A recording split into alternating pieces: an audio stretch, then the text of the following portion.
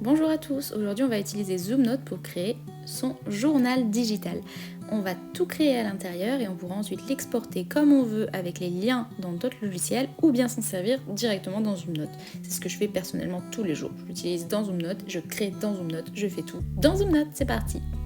Avant qu'on commence, sachez que je suis sur Instagram et sur YouTube. N'hésitez pas à vous abonner à la chaîne et à mettre un petit j'aime, ça m'aidera à soutenir un petit peu tout ça.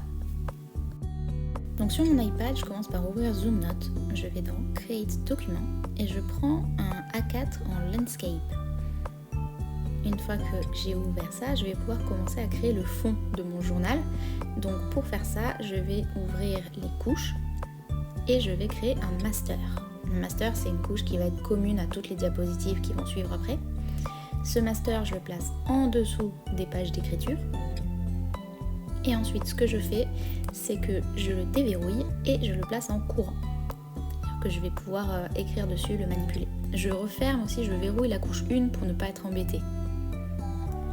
Maintenant, on va pouvoir passer au design de ma page. Donc, je vais dans mes fichiers télécharger où je suis allée sur un site d'images libres et j'ai téléchargé une jolie image de fond. Donc là, j'avais envie de papier à musique. Donc, je suis partie sur ça. Et je vais remplir ma page avec ce papier à musique. Moi, parfois je le fais souvent un petit peu déborder, mais c'est pas grave, du moment que ça remplit mon écran, je suis assez contente. Par-dessus, je vais donc créer ce qui va être ma couverture. Alors, je veux faire un cahier double avec des spirales au milieu. Je crée à peu près mon rectangle et je vais le remplir de la texture qui m'intéresse. Donc moi, dans Images, je récupère celle de mon presse-papier, c'est un espèce de petit tissu. J'essaye un peu de trouver si je le mets en horizontal, en vertical ou en largeur, bon, comme ça me va bien. Ensuite, je me rends compte que y a un peu trop de couleurs, donc je vais rendre mon fond un petit peu plus transparent. Voilà, j'essaye de jouer un petit peu sur la luminosité. Et je peux passer au deuxième côté. Donc je prends mon premier côté, je supprime la bordure. Et ensuite, je le duplique pour en avoir exactement la même taille de l'autre côté. J'essaie de les aligner comme il faut. Et là, j'ai à peu près mes deux côtés semblables.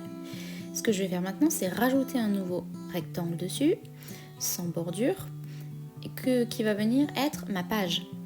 Donc je vais créer une page blanche d'un côté, une page blanche de l'autre côté, et ensuite pouvoir faire les anneaux. Donc là, il faut surtout que je le rende bien opaque.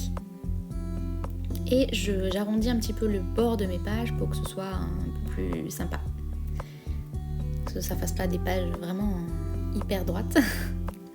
Je fais pareil de l'autre côté, je le copie, je le mets au centre de ma couverture. J'essaye de rapprocher un petit peu les bords du centre pour que les anneaux puissent vraiment bien s'implanter. Et donc mes anneaux, je vais les chercher dans l'outil symbole. Donc c'est des anneaux que j'ai achetés sur Etsy. Je vous mettrai le lien dans la barre d'infos si c'est quelque chose qui peut vous intéresser.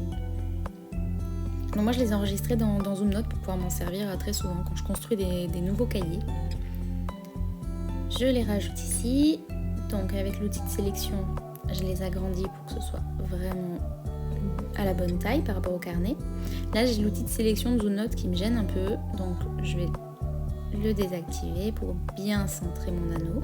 Voilà. Je regarde que c'est un bon rendu. Impeccable.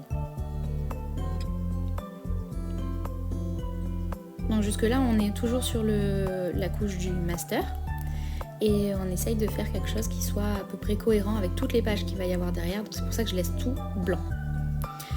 Ensuite, maintenant qu'on a, on va dire, la base, ce que je vais créer, c'est que je vais toujours dans l'outil forme et je vais créer mes premières intercalaires. Donc en opacité forte, je prends une couleur qui va bien avec le fond et avec la couverture. Et je les arrondis légèrement pour que ça fasse des intercalaires un peu sympas. Donc là, j'arrive plus à le mettre droit, donc je réactive ma sélection, mon guide, voilà, pour que ce soit bien droit. Et je vais le placer tout simplement sur le côté. Donc là, on place des intercalaires. Le but des intercalaires, c'est vraiment d'accéder rapidement avec les liens aux sections, mais il ne faut pas que ce soit sur la page. Enfin, moi je trouve pas ça joli que ça passe par-dessus la page parce que j'aime bien parfois ajouter des décorations sur mes pages. Donc là, je vais créer 3 intercalaires. Et ce que je vais faire, c'est que je vais vraiment les faire glisser sous ma page, donc je vais réarranger l'ordre.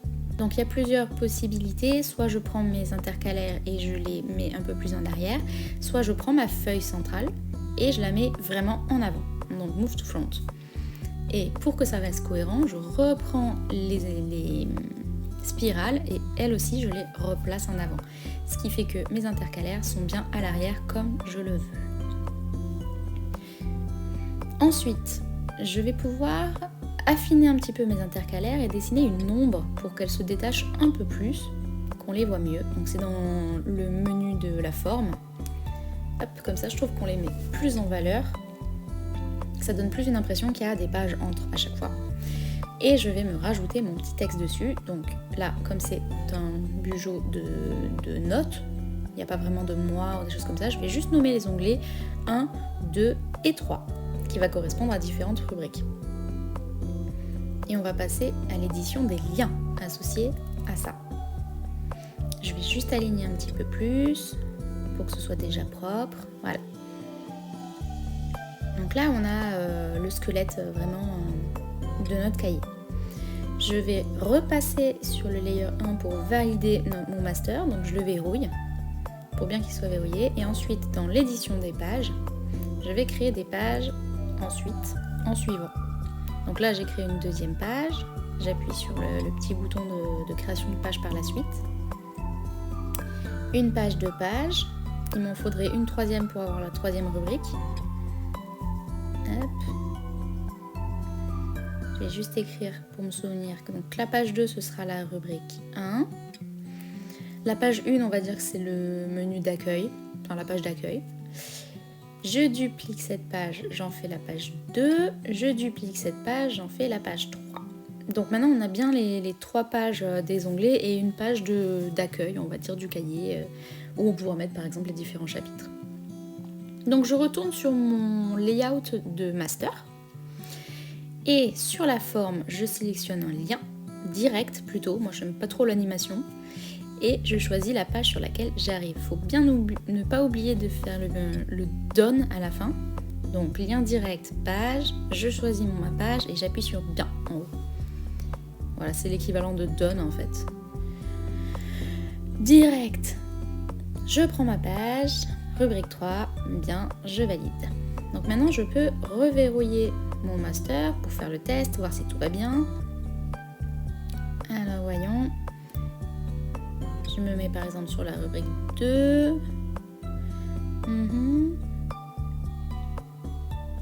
Hop, la page d'accueil. Je vais quand même me noter que c'est la page d'accueil. On va mettre première page. Donc le but c'est vraiment d'avoir un journal qui est fait très facilement. Cette technique là, ça vous évite d'avoir Keynote. Et quand on a envie d'avoir une seule application, bah c'est très bien. Ok, lien 3, ça marche.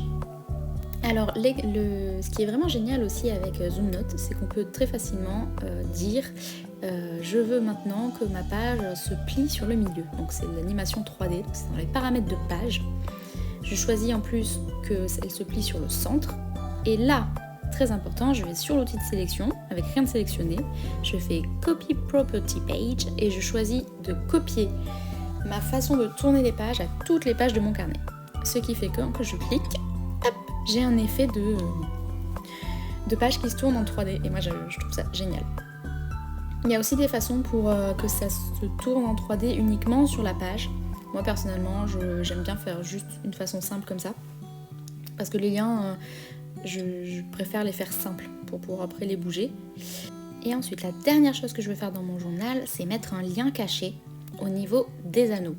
Donc je crée une forme au niveau des anneaux sur tout le long de la spirale et je vais le lier à la rubrique, la toute première page et je mets cette forme transparente.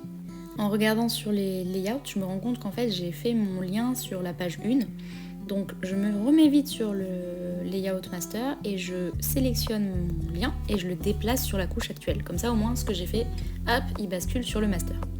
Donc je peux repasser sur ma couche 1, je verrouille mon master pour sauvegarder mes modifications et en cliquant je teste si tout fonctionne bien. nickel. Gardez en tête que si vous voulez faire des choses, il faut toujours que ce soit sur le master, parce que c'est la seule couche dont les propriétés sont communes à toutes vos autres pages. Voilà, j'espère que ça vous aura plu et que vous pourrez maintenant faire votre cahier tranquillement sur Zoom Notes sans difficulté.